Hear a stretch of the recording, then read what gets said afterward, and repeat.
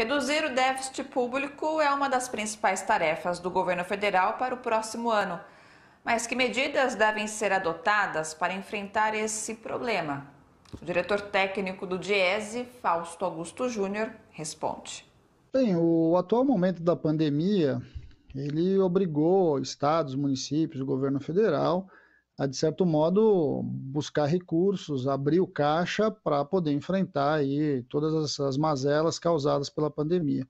Era razoável imaginar que o déficit público vai crescer, né? A questão posta para nós hoje, chegando aí já em agosto, caminhando aí para saber quando, afinal de contas, acaba essa pandemia, mas com taxa de mortalidade muito alta e muito sem previsão sobre a pandemia, é que a questão do déficit público ela avança para o ano que vem, né? Acho que a grande discussão que a gente tem sobre déficit público hoje é 2021 e como que essa questão vai ser enfrentada.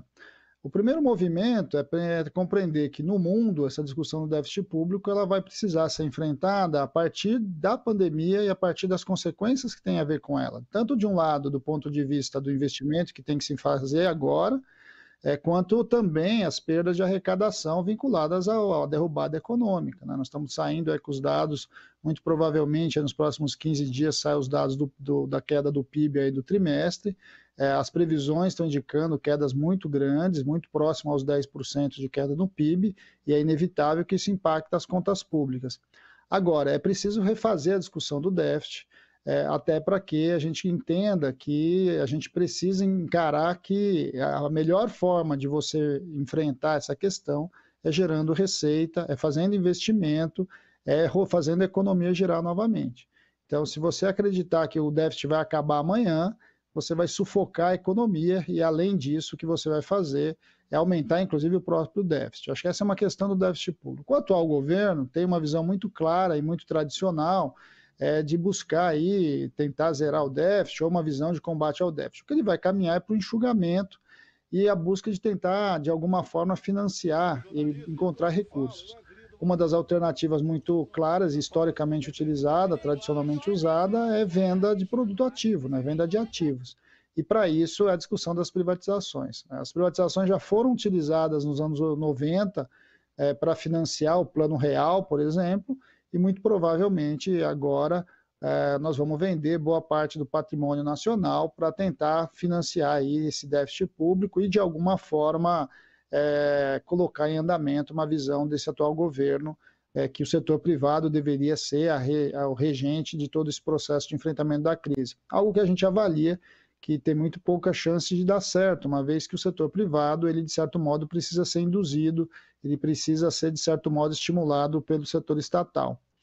Bem, eu acho que esse é o nó que a gente está hoje, né? O governo já, não é que ele vai abrir as privatizações já estão acontecendo e elas estão acontecendo da maneira mais equivocada, porque ao não enfrentar de fato a discussão, o que o governo tem feito é esquartejado uma parte importante das grandes empresas públicas, estamos falando dos bancos públicos, estamos falando da Petrobras, e vendendo aos pedaços, né?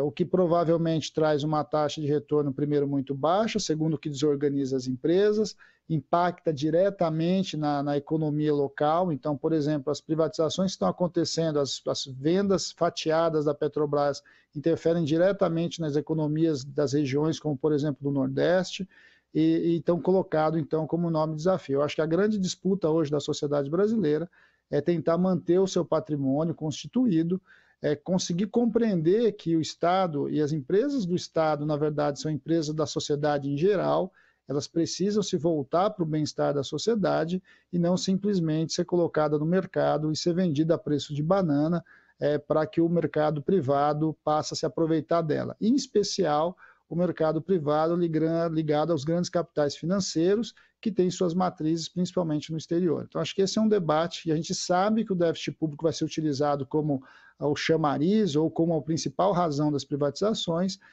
mas de fato o que a gente vai fazendo é de aos poucos retirando cada vez mais capacidade do Estado de impulsionar, de organizar e de alguma forma trazer um processo de crescimento mais sustentado e garantir uma relativa autonomia e soberania nacional em relação aos desígnios para onde vai o país.